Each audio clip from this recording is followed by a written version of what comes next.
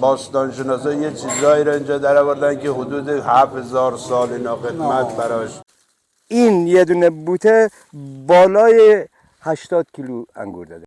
روشن اینجا را کلا اون انگورا رو که میچینیم برمی‌داریم میاریم اینجا که نگاه میکنیم بهش میگن بارگاه.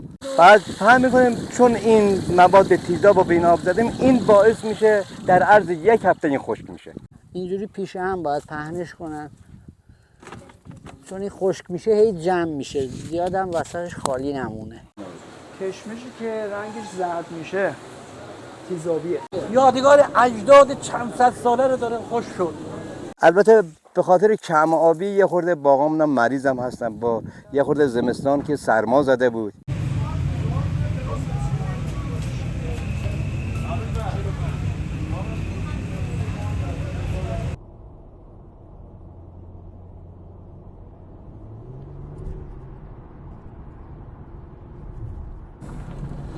درود بر شما آقا سعید عزیز. زنده باش. آقا سعید ما کجا هستیم الان؟ ما الان تو یکی از منطقه های باغای تاکستانی. تاکستان در استان قزوین. و شما چیکار میکنید اینجا؟ ما اونجا طبق روال سنت های قدیم باغای انگور داریم. تاکستان و انگورش در واقع اینجاست. بله بله. ما الان در مرکز تاکستان هستیم. بله بله. خب یه خود از تاکستان برای ما صحبت کنیم. تاکستان عرضم حضور شما اگر از قدمت بگیر به گفته کارشناسا و چیزا یه چیزی بوده 5000 ساله است. 5000 سال قدمت طبق اشیایی که کشف شده. بله. بعد یه سری صحبت همون که گویشمون تاتی صحبت میکنیم. بعد عرضم حضور شما اکثرا اینجا باغای انگور دارن، کارهای کشاورزی میکنن. خب آقا سعید کجا میریم الان؟ ما میریم باغ همسایه که داره انگور میچینه. باغ همسایه که من خودم چیدم دیگه تمام شده واسه این باغ همسایه. بله بفهم. انگور چیدن بیشتر توی یعنی تو دمای هوا تاثیر داره، یعنی تو خنکی میچینن تو گرما میچینن چجوریه؟ خنکی بچینی بهتره دیگه. خنکی خیلی بهتره. خب اینجا توی باغ 10,000 متری هستیم، 1 هکتار. بعد کارگران مشغول انگور چیدنن. این سلیقه‌ایه برای صاحب باغ که بخواد کشمش کنه یعنی آفتابیش کنه یا زرد طلاییش کنه. این سلیقه‌ایه. بعد عرضم حضور شما اونجا مشغولن کارگران میچینن. بریم ببینیمشون؟ بریم مشکل نیست، از اونجا باید بریم.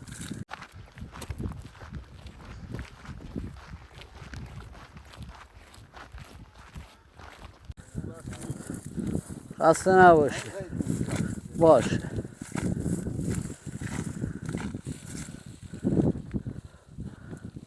خب اینا در حال چیدن انگورن برای اینکه صاحب باغ خواسته که بچینن و ببرن اونجا برای محصولش که تکمیل بشه تیزاب میزنن. انگورایی که میچینن میبرن تیزاب میکنن. بله بله. قربون تو برم. بالاخره شما هم زحمت میکشید اما باقا امسال اینجوری خرابه. آفتاب خورده؟ آره دیگه آفتاب خورده، سرما زده. سرما اذیت کرده بیشتر.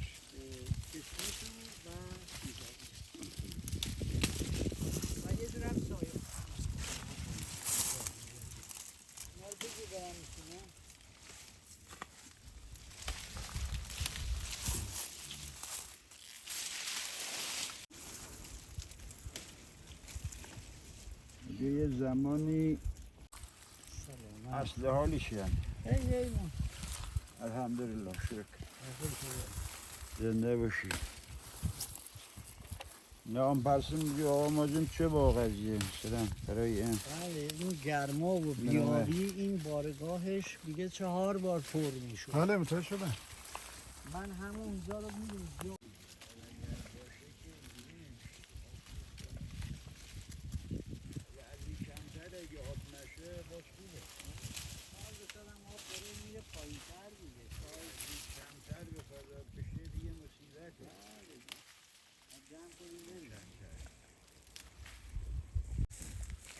بر باقش بهتره میشه. من چون میچینم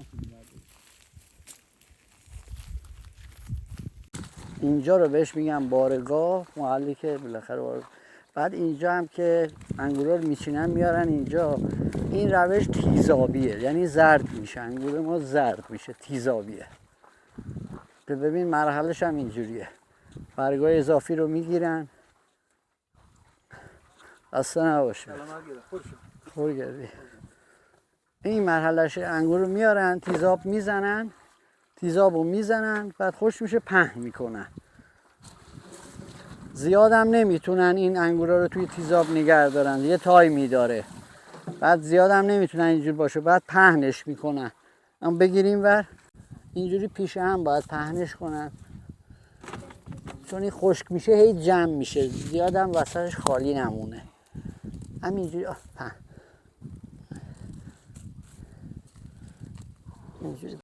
نه این تیزابه، این تیزابه، این یه نوع کشمشه. یعنی شما تیزاب که شد یه بار کافیه یه آب بزنی بهش دیگه این موادشو که آفتاب از بین میره. به خاطر اینکه تیزاب یه نوع از یک نوع اسیده، پودر با یه روغن میزنن براقیت بگیره، اونم میزنن که زودتر جمع بشه. کشمش پلویی میشه دیگه، قرمز. نه این زرد میشه، تیزاب میزنن زرد میشه. پلویی 20 روز 21 روز بعد زیر آفتاب بمونه، هیچی نمیزنن بهش. اون پلویی فرق میکنه. واسه پلویی ها تنها پلویی نیستش که، واسه شیرینی پزی ها میره. یعنی انگور زرد و تیزاب میزنی؟ آره یه تیزاب میزنی. بله خشک میشه، خشک میشه، طلایی میشه، رنگش طلایی میشه. نه منظور که همینطوری خاکخواری میشه دیگه، درسته؟ بله. ببین الان اونم شما بخوای خامخواری هم کنی، یه بشوری این موادی که روی اینه از بین میره. 2 مرحله 3 مرحله بلند میشه، باز خشک میشه، باز میچینه. ولی متاسفانه گرما افت محصول میده دیگه. گرما کماوی محصولش کم میشه.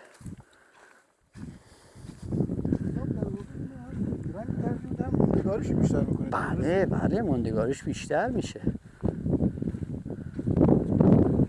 تو من تیزاب خوشخوراکتر از کشمشه.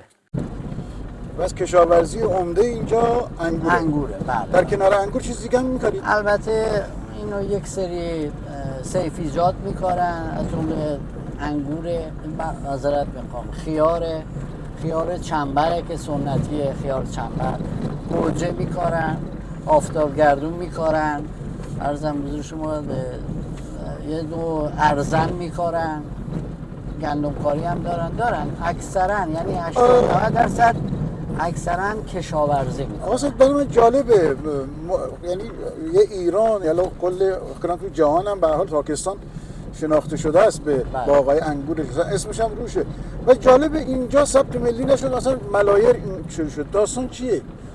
خب من به نظر شخصی منو بخوای، به نظر من مسئولین کوتاهی کردن. این نظر شخصی منه. این تاکستان اسمش روشه دیگه، باغ انگور. اگه شما این باغ انگور از ما بگیرید، اسم این شهر رو چی میتونیم دیگه بذاریم؟ و عمده مشاغل اینجا کشاورزی باغ انگوره. همینجور که مشاهده میکنید اکثرا انگوره. ما الان تازه تو یکی از 8 منطقه باغ‌های تاکستانی، 8 منطقه داره، خیلی وسیعه. باغ‌هایی داریم که ما 150 سال هنوز مونده از پدر بزرگ به پدر و همینجوری رسیده، نسل به نسل همه رسیده. به صورت تقریبی اطلاع دارید چند هکتار باغ انگور در تاکستان؟ دقیق نه، ولی فکر کنم 35,000 هکتار به نظر من. 35,000 هکتار به نظر من.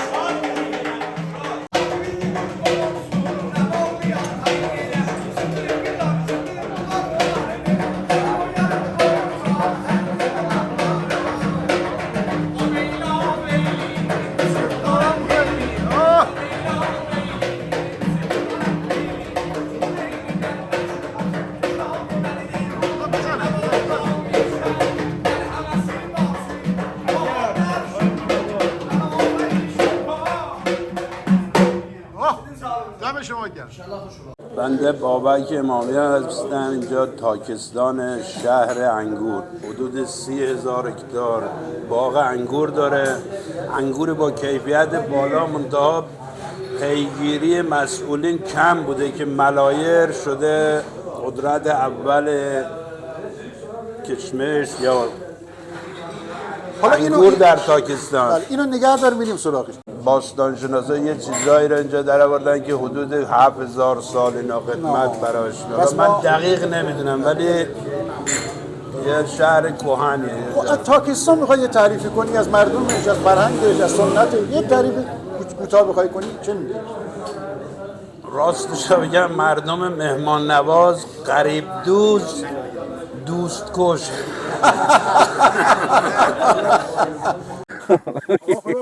قربونت برم، زنده باد، تشکر. شما من تارخانی هستم جناب. تارخانی چی میکنی؟ ما داریم انگور میچینیم، تیزاب. الان ما سر باغ اسفندیار تارخانی که از شاه شماره 8 زلکه تپه واقع شده داریم اینجا کار میکنیم در تاکستان. بسیار. بریم بچینیم ببینیم. باشه.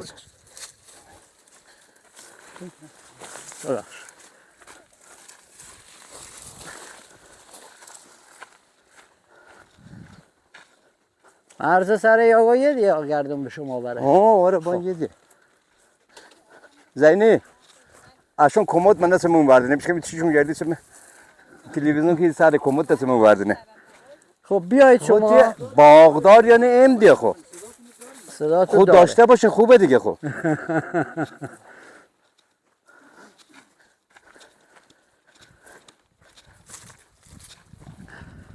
ما توی این باغ اکثرش بیدانه سفیده و یه مقداری هم بیدانه قرمز داریم با انگورای سنتی قدیم که ازش آبوقوره و شیره و بله این الان بیدانه سفیده. بله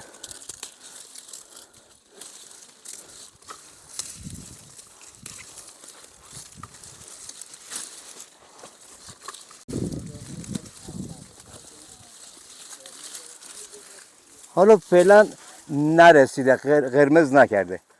البته به خاطر کم آبی یه خورده باغامونم مریضم هستم با یه خورده زمستان که سرما زده بود.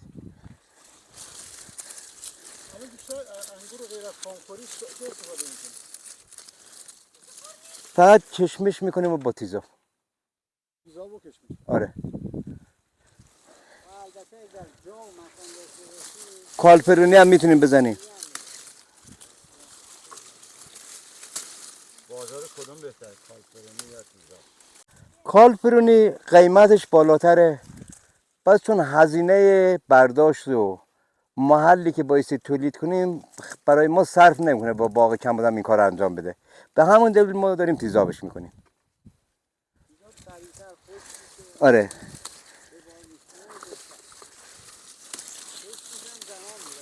کشمش هم چون میره طرف پاییز احتمال بارندگی اینا داره 1 ماه میکشه تا خشک بشه، به خاطر همون ما تیزاب میزنیم. برای کالفرنی قطعا باید بیدانه زرد باشه، درشت باشه. بعد میان اینو به روش تیزاب میزنن، بعد اینا رو پشت سر هم عمودی میبندن جایی که آویزون میکنن. در همین حین میان دور اینو اگه مسقف باید باشه دور و برشو چادر میکشن. بعد میان قبل از اینکه این خودشو جمع کنه میان گوگرد و جاهای مختلف میذارن. حالا 3 جا 4 جا 5 جا گوگرد میریزن، گوگرد صنعتی میریزن، آتیش میزنن. اون محوطه دود گوگرد میگیره به خودش. دود گوگرد که میگیره توی 1 هفته 4 روز 5 روز این تبدیل میشه به کشمش سبزه میشه که معمولا کشمش سبزه رو برای آجیل و تنقلات استفاده میشه. کشمش سبز میشه. یعنی شما انگور قرمز رو نمیتونی کالفرنی کنی، سبزه نمیده، فقط باید زرد باشه انگورتون.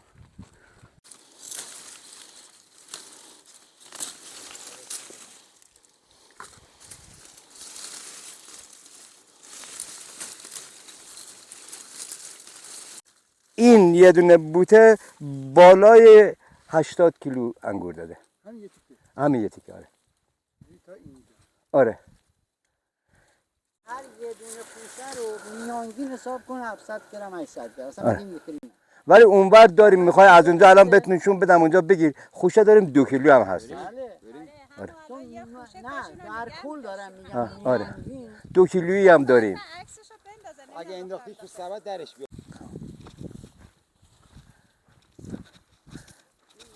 اینا بیدانه قرمزه.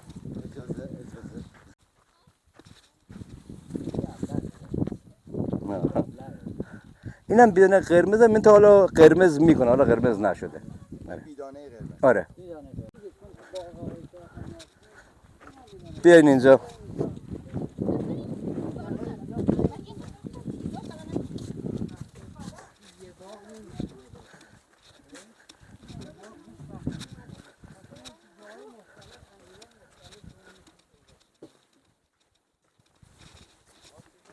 بیدانه قرمزه، من تو حالا رو به قرمز کردنه.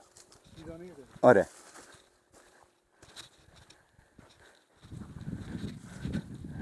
این انگور فخریه، از گلدش هم مشخصه. ببین درشتر از بیدانه است، نگاه کنید. ببین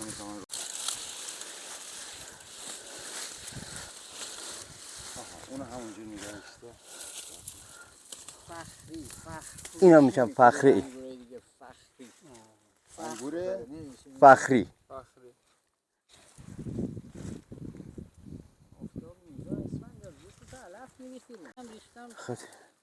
بعد انگور دیگه ای داریم اینجا، بهش میگن انگور صاحبی.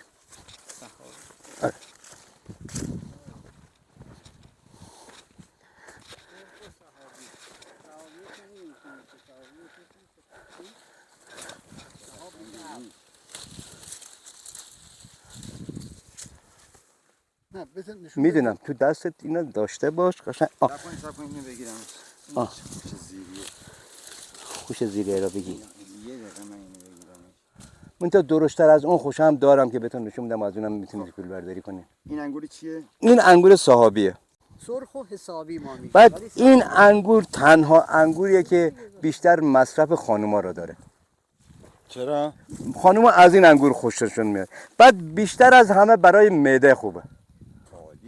هسته نداره. هسته داره، هسته‌ش هم برای معده خیلی خوبه. خیلی عالیه. این هم اینجا برای مصرف خودمون گوجه کاشتیم که دیگه تاکستان میایم دیگه، مثلا دیگه برای خرید گوجه نمیدونم اینا علاق نشیم، مثلا فلفل کاشتیم اینجا. اینا مصرفی که تو باغ داریم خوبه. اینا من اینجا به بچه‌ها میگم طرح خودکفایی.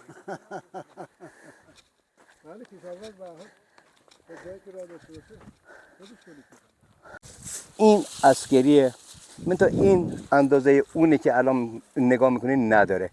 بعد انگورش هم بی نهایت خوشمزه تر از بیدانه است. آره. برای آب قوره هم بیشتر ما از این انگور که قوره هست استفاده میکنیم. اینجا را کلا اون انگورا رو که میچینیم برمیداریم میریم اینجا که نگاه میکنیم بهش میگن بارگاه، که محل جمع کردن انگور برای تیزابه. این قسمت الان که خوب نگاه میکنید تیزاب زده شده. پهن کردیم. این قسمت ببین نصف هکتارمون این بار امسال برای ما داده، خیلی کمتر از حد معمول. علتش هم که برات گفتم سرمازدگی و کم آبی و گرمای بیش از حد، که این درخت انگور طاقت 50 درجه 47 درجه گرما رو نداره. به همون خاطره که بیشتر الان همه سر بوته کشمش میشه. ببین اینا رو سر بوته جمع کردیم. گرما باعث شده. کشمش شده. آره. موضوع اینجاست که ما شغلی را به دست گرفتیم که اطلاعات کافی ازش نداریم. اگر بوته مریض باشه ما نمیدونیم علت مریضیش چیه. این جاده کشاورزی هم پای کار نمیاد؟ بله؟ جاده کشاورزی هم پای کار نمیاد؟ نه اصلا همکاری نمیکنن، اصلا گوش نمیکنن یا مسئولیت ها قبول نمیکنن یا میگن مثلا بودجه نداریم یا همچین حرفایی میزنن. اما شغلی را که ما داریم، انگوری که ما داریم خراب میشه، گاهی اوقات یه سری سمایی را به ما میدن که ممکنه ربطی به اون مریضی نداشته باشه. این باعث میشه که محصول ما سوددهی و چیزش بارش کم بشه. آره. سرکارم چشمی میزنیم، همسایه هم میزنه، منم میزنم، آگاهی نداریم از این سو.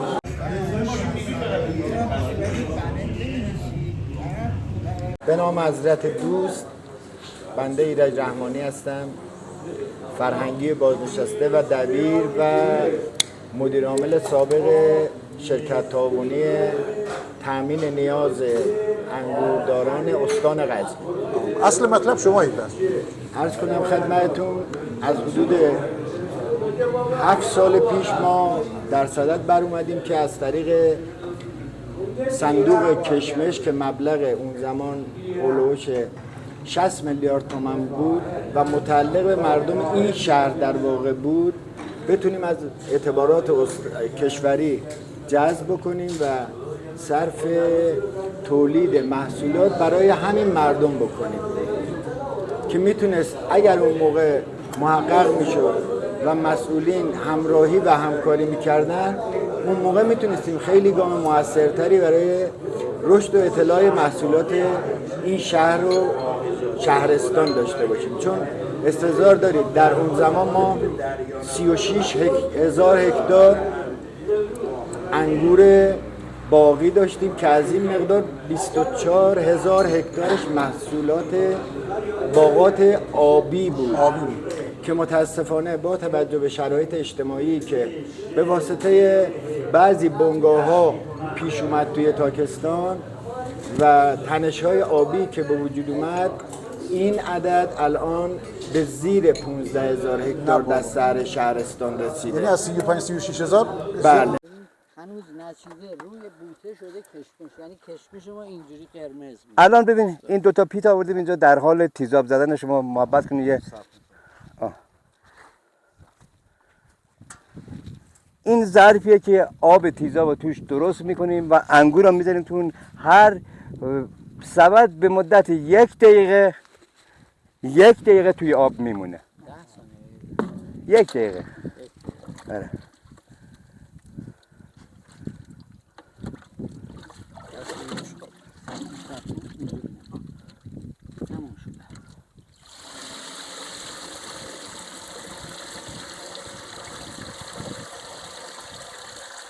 بذار اون بالا، بذار آبش بره. این یکی هم همین داستان. یا یه دونه چوب بیار، یه چوب بیار با چوب آروم بزنه که همه واقعا تا بعد این پهنش می‌کنیم. بعد پهن میکنیم. چون این مواد تیزاب رو به این آب زدیم، این باعث میشه در عرض 1 هفته این خشک میشه. اگر این کار رو نکنیم باعث 1 ماه همینجوری بمونه تا کشمش بشه. این یعنی روش خشک کردن روش خشک کردن انگور به طریق تیزاب. یعنی من نمیفهمم آخرش کشمش میشه این نه تیزاب. تیزاب کشمش ببین، کشمش به این رنگ در میاد، سیاه میشه. اون میشه طلایی. این میشه طلا. میگن کشمش تیزابی دیگه. آره باری کرده. کشمش تیزابی. آره. آره کشمش تیزابی. مثل کشمش نه. آره. شما الان همین راحتی فوت کن بخور کشمشو. اونو لااقل باید یه شستشوی ریز این مواد شیمیایی توش داره، این ارگانیکه. خب الان شما بگو که طبیعتاً خب اون روش سنتی بهتره، درسته؟ روش سنتی بهتره بله. خب الان مردم مثلا نمیدونن، فکر میکنن تیزاب خوب نیست، مثلا روش سنتی خوبه. اینو یکم توضیح بده. تیزاب هم خوردنیه. تیزاب هم خوردنی هستش، من تا بیشتر جنبه صادرات داره. ولی مثلا برای کشمش پلو که میخوان درست کنن، از این تیزاب هیچ 100 سالش نمیشه. ولی از این کشمش پلو قرمزه میشه کشمش پلو درست کرد، میشه مصرف کرد، میشه تو شیرینی فروشی استفاده کرد، میشه حتی در موقع چای خوردن به جای قند از این استفاده کرد، ولی از تیزاب نه. خب اینی که صادرات میشه میره چی ازش درست میشه؟ چی میشه؟ این صادرات که اونایی صادرات میکنن، اونایی که خودشون میخرن، اونا بیشتر از ما میدونن که چی از این. بیشتر هم به فکر میکنن مشروبات الکلی درست میکنن.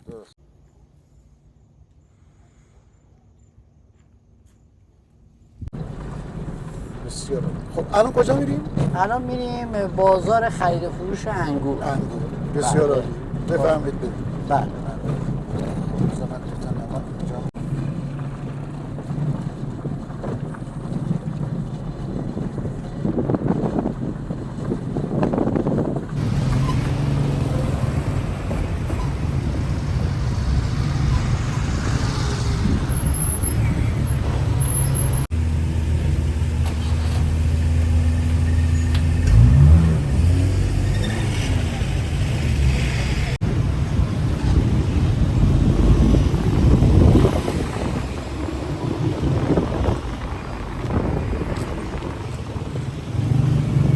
خب الان رسیدیم به قسمت بازار تاکستان واسه خرید و فروش انگور. اینجا عمده انگورها اینجا میاد و اینجا فروخته میشه و بارگیری میشه. جزئی و عمده اینجا میاد. بله جزئی و عمده اینجا بفهم. میاد.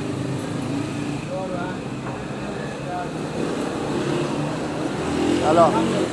حالت چطوره؟ خسته نباشی. خوب ان شاءالله. سلام. حالت چطوره؟ سلام. خوبی؟ سلامتی. کشمش‌های بیدانه آفتاب خشک درجه 1 دارم. یعنی این تیزاب نخورده؟ نه این تیزاب نخورده. آفتاب خشک آفتابی.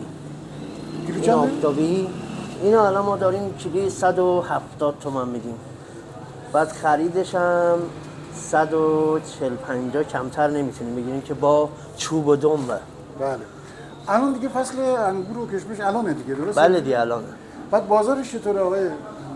امسال یه مقدار کمتره. چرا؟ کشمش انگور کمتره به خاطر کمابی و آب و هوا، سرما یه مقدار زده. بعد بارم یه مقدار گرونتره نسبت به سالهای قبل گرونتره. شما خودتون هم کشاورزیش هم دارید؟ بله داریم، من خودم هم باغ دارم. یعنی بیشتر مسئله باغ خودتون و دیگران میخواد؟ آره بله میگیم. بسیار عالی. اینا چیه؟ اینا هم آبگوره است. آبگوره.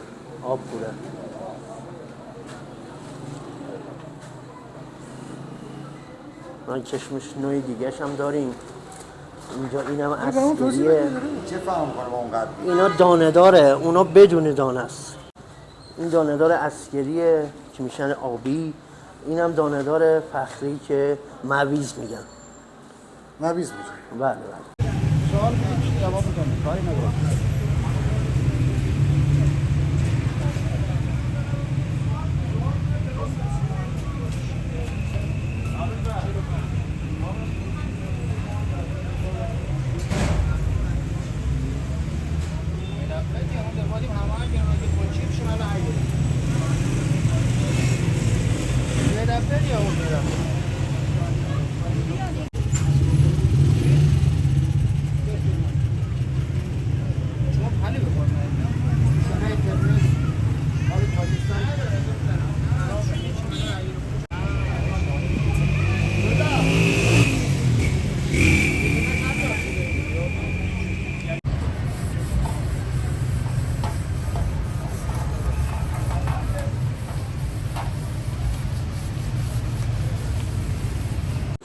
کشمشی که رنگش زرد میشه تیزابیه و اینا آفتابی هست، آفتاب خشکی. اینا چرا چرب حالت چربی داره؟ اینا پارافین خوراکی میزنن که موندگاریش زیاد بشه.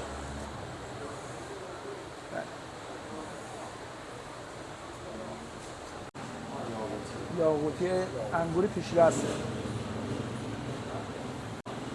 اون سایه خشکه؟ اون سایه خشک. یعنی تو سایه خشک شده. تو سایه خشک شده داره. تو سایه خشک بشه بهتر یا تو آفتاب؟ تو سایه خشک میشه، ببین آفتاب خشک میشه 10 روز میکشه. ولی تو سایه 2 ماه میکشه خشک میشه. شدشینیش خیلی میره بالا. ولی کیفیتش بهتره دیگه. آره کیفیتش خیلی بهتره.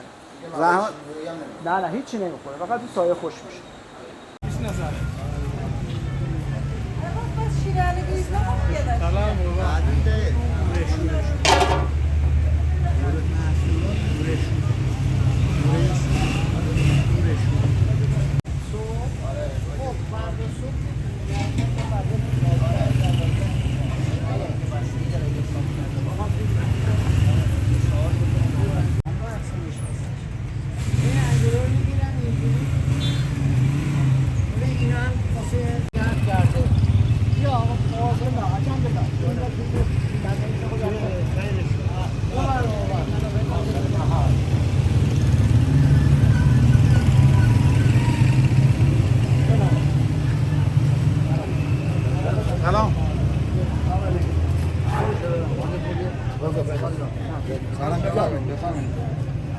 این تاکستان در حالت تک محصولیه، محصولش هم انگوره، انگور و کشمشه.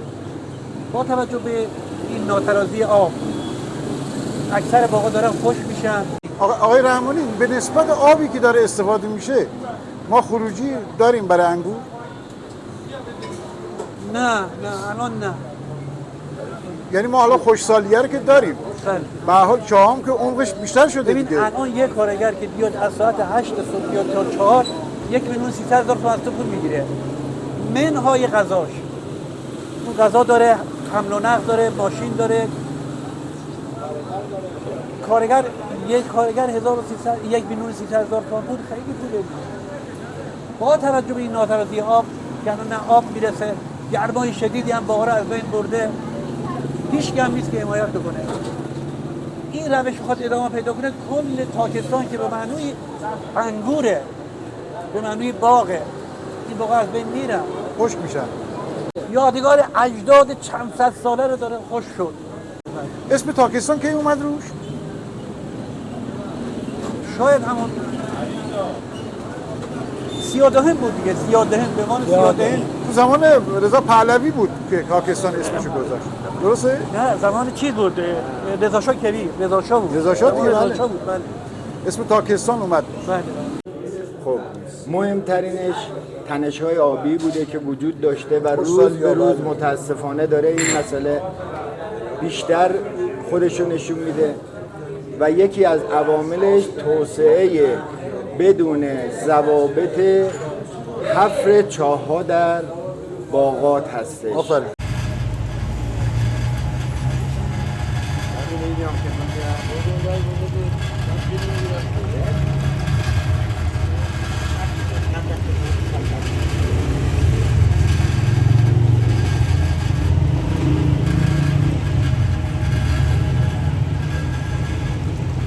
ولی الان واسه هر جا می‌بردید خراب می‌کردش. دستگاه نمی‌تونه اینا بگیرن.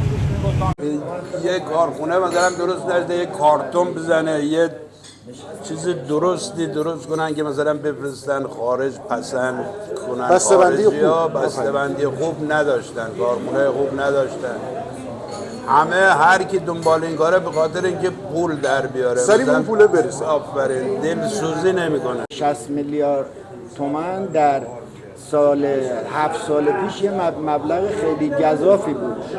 ما در نظر داشتیم این مبلغ رو بگیریم در اختیار باغداران قرار بدیم، بعد از اینکه محصولشون رو آوردن دیگه پول تحویل تعاونی ندن، محصولشون رو بالاتر از نرم بازار به جای بدهیشون پس بدن که متاسفانه موفق نشدیم و از این بابت از مسئولین وقت گله داریم که چرا این سرمایه عظیم رو اجازه ندادن و کمک نکردن.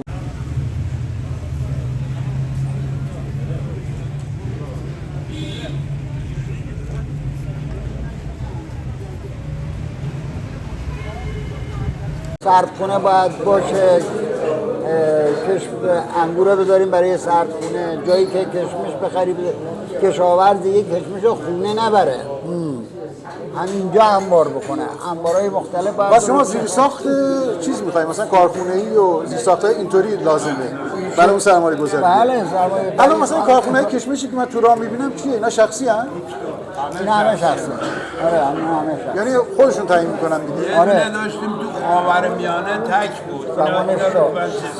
یه کارخونه داشتیم تو خاورمیانه تک بود. همونجا خوش می‌کرد کشمش رو تحویل میداد. مسئولین اینا برداشتن از بیخ جارو کردن، دستگاهش رو بردن یه جای دیگه، الان زمین خالی شده. بعد یه چیزی دیگه هم میخوام بگم، شاه اومد اینجا به افتتاح کرد. یه چیزی هم میخوام بگم، ببین فصلایی که هست اینجا بارون زیاد میباره موقع برداشت محصول، انگور همه خراب میشه دیگه، غیر قابل استفاده میشه. اگر یه کارخونه سرکه سازی اینجا زده بشه، اون محصول تبدیل به سرکه میشه و دیگه خراب نمیشه. یعنی دنباله داره، فقط انگور و کشمش و این چیزا نیست. یعنی دنباله مثلا یه وقتی بارون اومد محصولت هم خراب شد، تو خیالت راحت باشه که محصولت سرکه میشه با یه قیمت حالا ارزون‌تر. آقا ما میگیم اینجا کلاً پشتیبانی نمیشه. بعد از اون میتونیم از انگور انواع و اقسام خوراکی ها را درست بکنیم.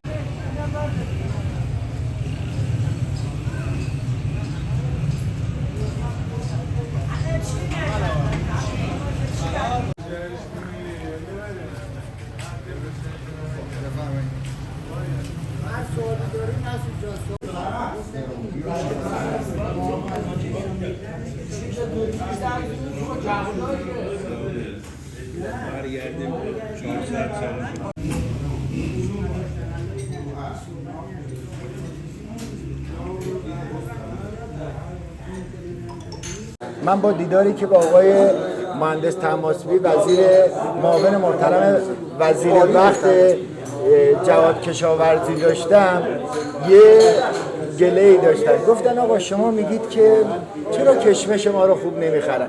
آخه کشمش شما رو وقتی که ما بینیم لنگ کفش هم عین صحبت جناب آقای مهندس تماسبی، لنگ کفش هم توش در میاد.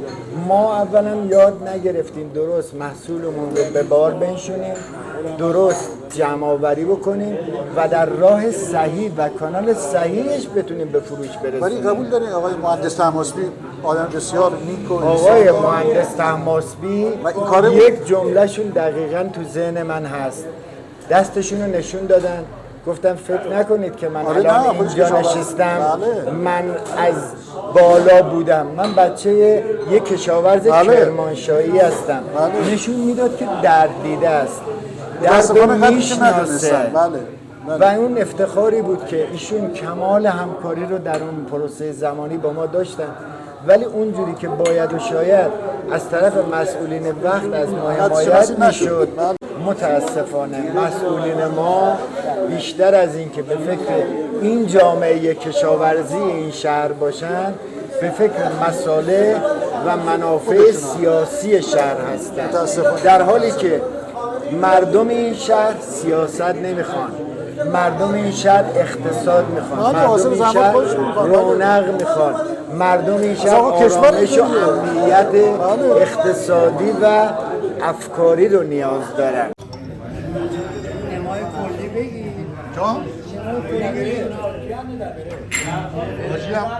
ماشاءالله صحبت‌های قشنگ، این گوشه بود ولی صحبت‌های قشنگی می‌کرد.